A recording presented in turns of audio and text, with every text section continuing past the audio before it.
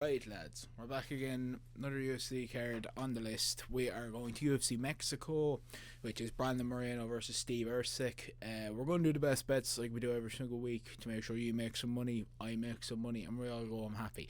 Last week did not really go to plan. The lock landed Super 5-5 from the lock, but it was a shit card overall. Strange judging decisions. The robbery to Mick Parkin's a bit weird. The robbery to Jai Herbert's a bit odd for two English fighters in their own country. They seem to be the only country that realistically robs their own fighters. But look, and then Jan Blachowicz in the goal, man. Leon Edwards, very disappointing stint. At least the Irish done a clean sweep. I'll give you that. At least Sean O'Brien with a great submission after nearly getting killed. But a great submission, 50k well deserved to Big Mama B. And then Keelan Loughlin won that fight. Don't care what you say, don't want to hear it. So look, we'll get down to this week. We'll lock it up first, and let's get down to the lock of the week.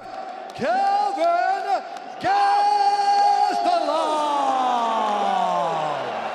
Yes, lads. So the lock of the week this week is going to be Calvin Gastelum. I'm picking Calvin Gastelum because I believe he trains a higher elevation. If people don't know that, this is the highest elevation that the whole altitude that the whole UFC has, 7,349 feet. So that is the highest altitude of any UFC event. Now, it's not that it's massive here. Gastelum trains at 146, I think Joe Fife at 73 in Philadelphia and Arizona, respectfully. Now, the main reason I'm picking Calvin Gastelum is because of Calvin Gastelum's stream. As I'm looking at right now in Tapology, he's never lost by KO, and to be honest, the main fight with body bags that I'm going to reference Joe Fife's here was definitely his fight with Jack Hermansson, where if you can take his powerful shots, he doesn't have a second game plan, and I don't think you can teach this person to wrestle effectively. What I'm thinking is, if the shots don't take him down in the first 2 to 3 minutes, shooting's going to become a thing from Fifes, and I think the gas tank's going to wear. I think it's just going to go, because even if you look at his realistic fights, not many of them have gone to decision. Actually, none of them in the UFC have gone to decision. It's besides the Hermansson fight they lost. He's finished everyone else. My main issue is I don't think he can knock Gastelum and finish him. I think Gastelum will stay a strong wrestler throughout and won't be taken down or give up his back in any real position. Gastelum's career is a bit kind of sad now at this rate, because after his fight with Izzy, I would have thought Gastelum would have went out and fought for a title, but then obviously, he jumped up in competition, lost that robbery to Darren Till. Don't really agree with that one. Hermansson submitted him.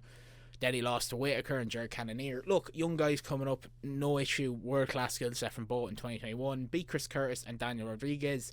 The Daniel Rodriguez fight, I didn't think he looked extremely brilliant, but I think that's ring rust as me shook off. He still won that fight well, wrestled well.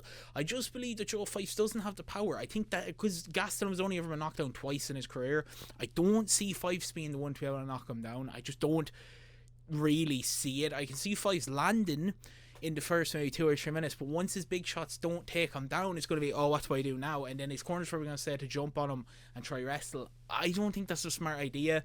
I don't see Joe Fife being able to pick him off for the whole fight either. I can see Gastelum being able to get in and wrestle heavy, maybe even a finish Gastelum. Don't shoot me, but finish Gastelum, maybe. But I'm going to just pick Gastelum as the lock, and we'll get down to the favourites. So here we are now inside the favourites. This is going to be the ACA. Now, the favourites on this card are weird because it's either they're close to okay odds to a good ACA, or else it's about 1 to 5, and you're like, oh, okay, that's not really worth touching. But we'll enter on Edgar Chavez. Edgar Chavez is an interesting one because I've seen a lot of people go against him so far. They're both kind of similar enough, both 1 and 2. They both beat Daniel Arcida. He lost to Josh Van, where I thought he won the first round. I did pick him to beat Van. I thought he won the first round. Just let it slip in the second. And then the third, I think, was close, but I'll give Van won that fight, fair enough. But I thought Chavez showed a great performance. Now, on the opposite scale of this, to be honest to me, is the look of, well, he also trains in Tijuana, Mexico. The altitude is something I'm going to bring up quite a bit. I believe that Edgar Chavez is the man who trains in the right area. CJ Vera trains in Spit Hybrid Systems in San Antonio, Texas. So that's still a high altitude. But just from CJ Vera's most recent fights, I find it hard to pick him. Pardon what I'm going to say here now, but Ronson Turimov, the person he lost to, who beat Charles Johnson as well, is on a good run. Realistically, he swung like a retard in a fight. To be honest, he just came in like a KSI boxer fight and swung like an absolute spastic, and someone knocked him out. I just think CJ Vera's chin is just not really there anymore. I think it's starting to fade. Abu Samabayev looked fine, not a bad loss. They both beat Daniel Arcida, as I said. He lost to Tatsuro Taira. Look, These are all losses that aren't the worst, okay? But it's just more to the simple fact that his 2 wins are Vinicius Salavandera, who's 0-3 in the UFC at the minute, and he's on a 2-fight losing streak. They're both on a losing streak coming off it. I just think CJV's chin is gone. I think Edgar Chavez is the one to outwork him. I do think this goes to decision, but don't shoot the messenger. I would give a shout for Edgar Chavez round 1 or 2. But we're going to pick Edgar Chavez to start it off. Then we're going to go to C-Rod. Now, Christian Rodriguez is very well deserved to get this fight against Milky Costa. He's the man who's took out 4 prospects in the UFC. Done it very, very well. Just that one loss to Julian Rosa where he had to go back to his normal weight, where a lot of people said he was going to lose his last fight to Austin Bashi. He looked great in his normal weight. Now, there could be a bit of an issue with the weight cut here because of the way he fights, because I know he struggles to get here, but I don't see it, to be honest. I don't see that really affecting him. I do like Milky Costa. I do think that he's a bit of a wild man to fight people. Submitted Andrew Feely in his last one out. I don't believe that he's going to beat him. I just think that there's better wrestling on Milky Costa's side, but I wouldn't say there's any slouch by fucking C-Rod, and C-Rod definitely has the bigger power when going forward. I think C-Rod slips a decision here. I think a 29-28. A very close fight, I'd say. It's going to be a fun 15 minutes. This slow on the prelims, I'm surprised by it, to be honest. It's quite low on the prelims, but a fun fight all the same. Next we go to Lazy Boy Ronaldo Rodriguez. Now, if any Mexicans watch this, I might offend you here, but I did think his first performance in the UFC was fucking shit. I thought it was very poor. I didn't think that he really looked that good. Scraped past Odie Osborne as last one out in the spear. I do think he won the fight. I won't argue that, but in the third he definitely gasped badly, and Odie Osborne was on top. I really thought Odie Osborne could have finished the fight, but there was no finishing aspect. Kevin Borjas, they've given him an easy fight. To be honest here, he's 0-2 in the UFC. I think the UFC may have realised that they might need to pull it back a bit with Lazy Boy, because he's a massive star. He has nearly, I think, a million followers on Instagram outside of the UFC, which is mad. He's a massive star, but they don't want to rush him, and I think they realise that with the Odie Osborne fight. He should win this pretty easily. Kevin Borjas is 0-2 in the UFC, and I don't see an upset coming. To be honest, no, I don't. See probably Ronaldo finish, but I'm not going to go 100% because, as I said, he very disappointed me against Odie Osborne. I thought we were going to see a way better fight from him. We just didn't. But we'll move on to Brandon Moreno. Now, of course, Brandon Moreno is the hometown hero. The home star hero. You know, from Mexico, the main man, first Mexican UFC champion. He's coming in here. You know, he's had a bit of an up and down one in his last few. But the Amado Bazzi fight, I think, is how this fight goes. I like Steve Erceg. It is kind of mad to say that Steve Erceg could actually be the champion, because I had him beating Pantoja in Brazil. But of course, in Brazil, what can you do? I do think the Kai Kara-France loss isn't as bad as people make it out to be. Kai Kara-France was still a dog inside this division with massive power for 125. Brandon Moreno, 5-round fight, out-wrestles Steve Erceg, probably outstrikes him on the feet, maybe finishes him in the 4th or 5th. There's a big possibility of it. Look, I only have 2 underdogs picked here, and these are actually the 3 that were going to be locked. I was actually kind of stuck on the lock this week, I won't lie to you. I'm picking Jose Maeda. Now, I understand a lot of people see, 7-2 and his admittedly not very, very good first fight in the UFC, where he got absolutely battered by Zach Reese. I mean, battered. But there is a good thing to take from that. He didn't fall. He didn't go to the vat. He wasn't knocked down. He stayed on his feet pretty well. I think he's just one of these Bolivian fighters with a titanium chin like the Peruvians. He lost to Adman Gazayev on the Contender Series, but that was just from pure rest, and it's nut-sniffing classic Russian behaviour. Yeah. Like, my main reason I'm picking is because Apteb Gutar, who he's fighting, the Cameroonian, has never gone out with the first round. He did in the Contender Series, for the second round, still finished him.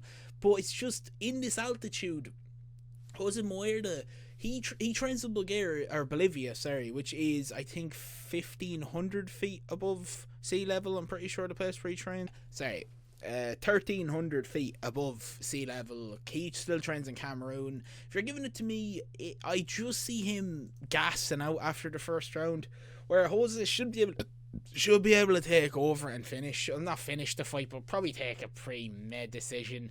Like, I think it will expose the lack of contenders on the Contender Series and the lack of actual key fighters coming from it, to where they both crush cans. I won't say that either of them have beaten anyone good. They haven't. It's all can crushing from both. you know, I can't really give too much praise for can crushing on both. But on we move over to Austin Hibbard, who I actually nearly locked. I won't lie to you, nearly locked Austin Hibbard. Nearly. I got quite close to locking him. Then I decided to kind of change my mind and go with Gastelum. But I do think Austin Hibbard has a great chance here. Like, he did lose to Anthony Hernandez fine. Then beat Michael Flick. Lost to Halbert in the tough final. But Markel Quaz has been known. Like, he struggled to beat Landon Quaz. It was a close fight. Other than that, it's just can crushing. I think the experience of Hubbard, I think, can take him. I think it's Hubbard's wrestling will last 15 minutes when I'm not sure about Marquez. I think Austin Hubbard could land the bigger strikes and the better wrestling. I think that he's the one to kind of hold this 15 minutes sort of stuff. A finish could very be live in the cards. I go no decision if they're giving good odds on it as well. I think a finish in this fight is very, very good. But yeah, they're the ones I'm going to pick. And look, we'll go look at the ACA. Okay, there we go. There's the ACA right there. The ACA's actually stayed the exact same price. Sorry I didn't say anything about it, but the ACA's actually stayed the exact same to what I backed. So obviously we're going with C-Rod, Edgar Chavez, Ronaldo Rodriguez, Brandon Moreno, 10 on, 55 back. Same bet that I already have here, because I think some people believe I don't actually back these things, but look, there's the backing right now. I have Gastelum backed on a different app for 60 quid, and there's the Gastelum bet right there. I understand the odds are different. The reason I used this app was I had a free fiver, so I just said, as you can see, 20 quid on, Gastelum to win, 94. That's going to be it. That's what I'm picking.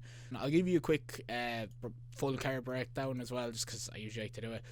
Draw Emmers, I'm going to go with Draw Emmers. Gabriel Marina's done nothing in realistic his UFC career. Rafa Garcia has an easy fight. Luby Godinez should beat Juliana Palesta. I think she has the better striking and better grappling. She trains in Mexico. David Martinez versus Solomon Oliveira. I'm actually going to go with a bit of a bold one there and say Solomon Oliveira actually beats David Martinez. I believe David Martinez has crushed cans in Mexico and beaten absolutely no one yet. And I think Solomon Oliveira, I think, is the one to kind of upset him to kind of break it. So I'm going to go with him.